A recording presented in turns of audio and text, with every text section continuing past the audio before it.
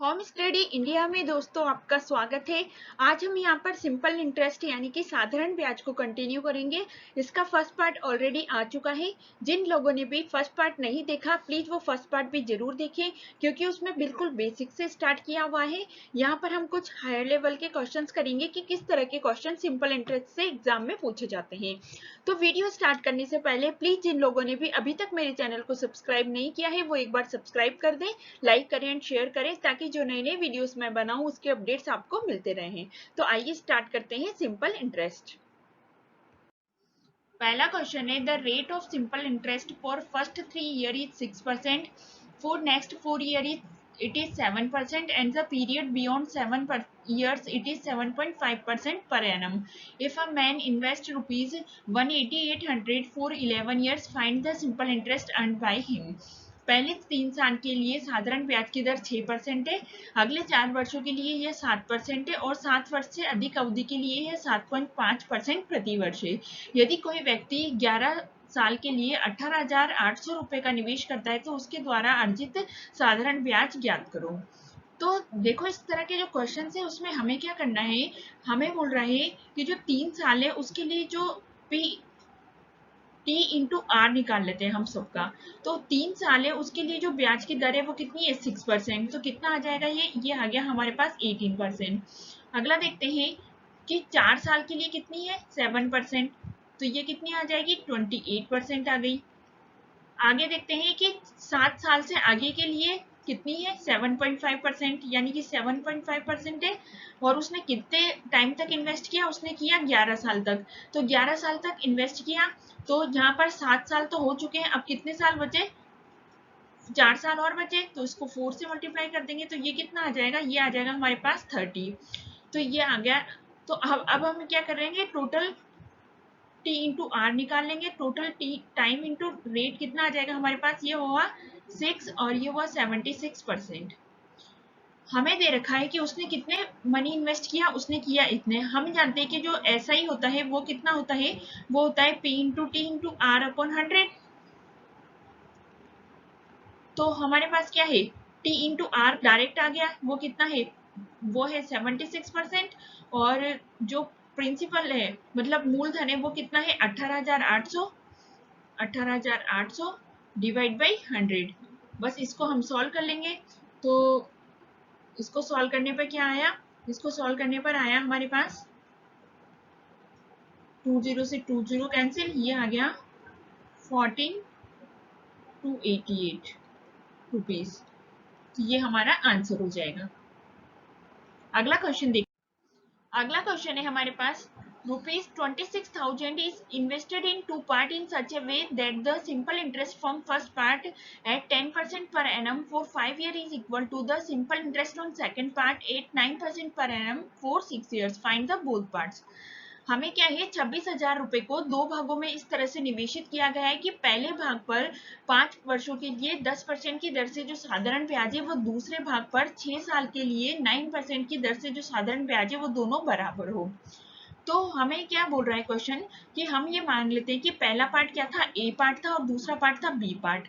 तो अगर हमने ए पार्ट है उस पर साधारण ब्याज निकाला, हमने जो सिंपल इंटरेस्ट निकाला वो निकाला 5 साल के लिए और रेट कितनी थी 10%। तो ये हमारा फर्स्ट जो फर्स्ट पार्ट है उस पर सिंपल इंटरेस्ट आ गया।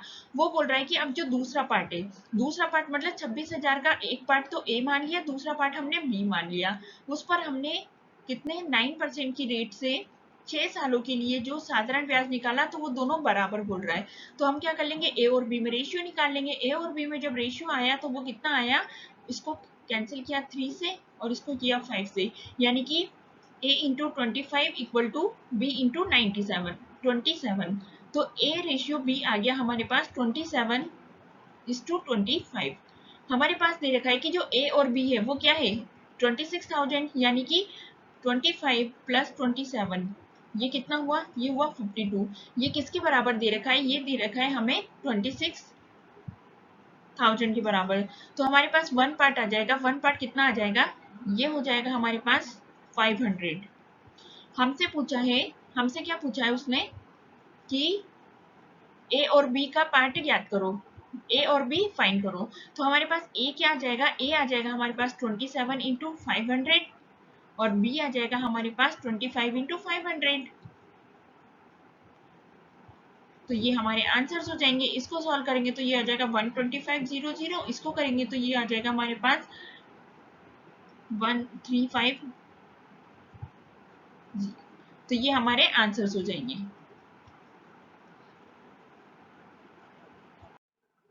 A man borrowed a sum of rupees 7,000 from bank at SI.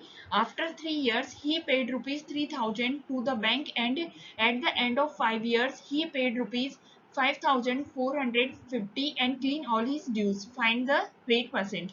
एक आदमी ने साधारण ब्याज पर बैंक से 7,000 रुपए की राशि उधार ली। 3 साल बाद उसने बैंक को 3,000 रुपए का भुगतान कर दिया और 5 साल के अंत में 5,450 रुपए का भुगतान किया और अपना सारा बकाया साफ कर लिया। तो बताइए दर प्रतिशत क्या होगी।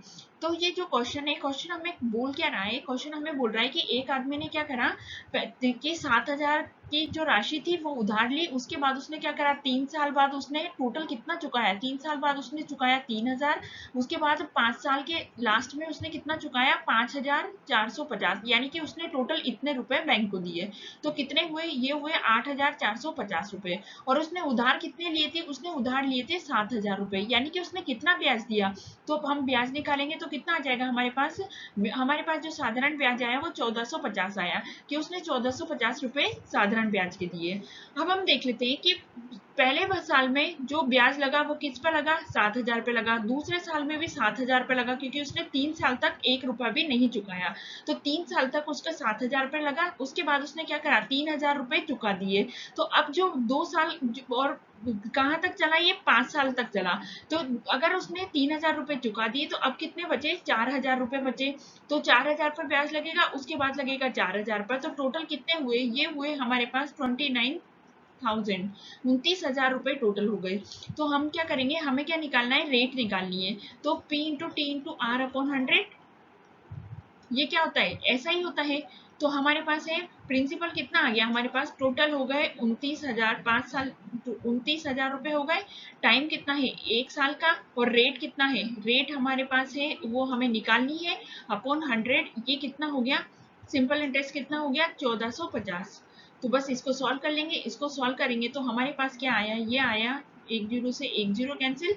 आर आया हमारे पास 145 डिवाइड बाई 29। तो ये कितना आ गया हमारे पास 5%। तो रेट कितनी आ गई हमारे पास 5% की। तो यही हमारा आंसर हो जाएगा। अगला क्वेश्चन है, the cash price of a pen is 60 rupees but it can also be purchased on a cash down payment of ₹20 and 6 monthly equal instalment at the rate of ₹8 per month. Find the rate percent. एक pen की नगद कीमत 60 रुपए है, लेकिन इसे 20 रुपए के नगद भुगतान और 6 महीने की 8 रुपए की मासिक किस्त पर भी खरीद सकते हैं। तो इसकी दर प्रतिशत ज्ञात करो। तो देखो हमें क्वेश्चन क्या बोल रहा है कि अगर किसी पेन को हम नगद खरीदते हैं, मतलब कैश प्राइस देते हैं, तो वो 60 रुपए का है। पर अगर हमने क्या करा, उसको 20 रुपए तो हमने जब पेन खरीदा तभी दे दिए, और 40 रुपए जो बचे उसकी क्या करा, हमने 6 मंथ की इंस्टॉलमेंट कर ली। तो जो 6 मंथ की इंस्टॉलमेंट है वो पर मंथ कितने हैं, 8 रुपए। तो यानी कि 6 मंथ में हमने कितने रुपए दिए, हमने दिए उसको 48 रुपए। पर हमें देने कितने थे, हमें देने थे 40, यानी कि हमने कितना ब्याज दिया, ब्याज दिया हमने 8 रुपए। तो हमारा सिंपल इंटरेस्ट आ जाएगा 48 माइनस 40, यानी कि 8 रुपए हमने ब्याज दिया। अब हम देख लेते हैं कि जो उसका प्रिंसिपल है वो कितना होगा। प्रिंसिपल कितना है, यहाँ है 40 में से उसने 1 मंथ का दिया, तो कितना बचा उसके पास, अब बचा उसके पास 32। फिर 1 मंथ बाद 8 रुपीज दिए, उसके पास अब बचा 24। फिर 8 रुपीज दिए 16। फिर 8 रुपीज दिए 8। फिर 8 रुपीज दिए 0। तो अब हमारे पास जो 6 मंथ की जो प्रिंसिपल है, 6 मंथ का जो मूलधन है वो कितना आएगा, इनका सम कर लेंगे। इनका सम करेंगे तो कितना आया हमारे पास, ये आया हमारे पास 120। तो ये क्या है, 6 मंथ का प्रिंसिपल, 6 मंथ का प्रिंसिपल। तो 6 मंथ का प्रिंसिपल आया हमारे पास 120। तो हम क्या करेंगे, हमें पता है कि ऐसा ही क्या होता है, P into T into R upon 100।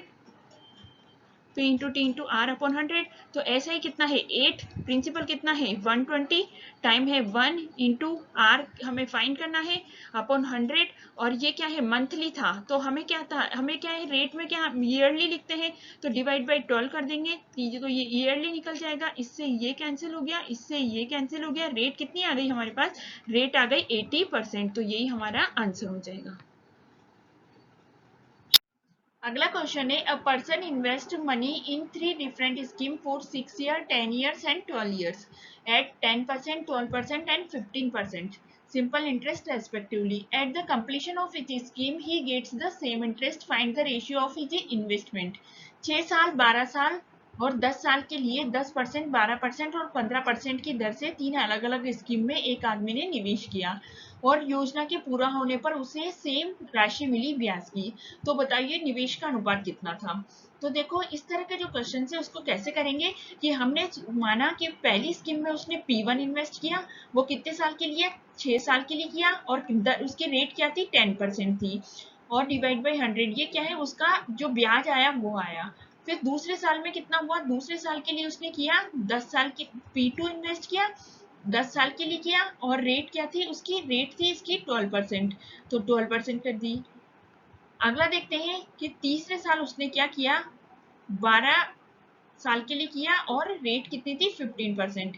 तो हमसे पूछा है कि उसके जो इन्वेस्टमेंट है यानी कि P1 P2 P3 का रेशियो पूछा है, तो बस इसको सॉल्व कर लेंगे। जब इसको सॉल्व करेंगे तो हमारे पास क्या आंसर आ जाएगा, हमारे पास आ जाएगा ये 5 से 2 टाइम्स, 5 से 2 टाइम्स, 5 से 3 टाइम्स और इसको करेंगे तो ये 2 से और इसको कैंसिल करेंगे ये हो गया 6।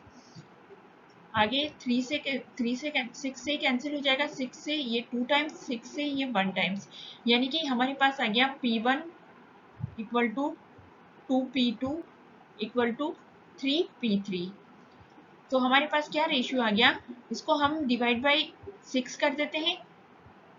अगर डिवाइड बाई 6 करते हैं तीनों को तो हमारे पास क्या आ जाता है P1 divide by 6 equal to P2 divide by 3 equal to P3 divide by 2। तो हमारे पास रेशियो आ गया 6:3:2। तो यही हमारा आंसर हो जाएगा। अगला क्वेश्चन है a certain some of money become double of itself in 6 years on SI in what time it will be 10 times of itself.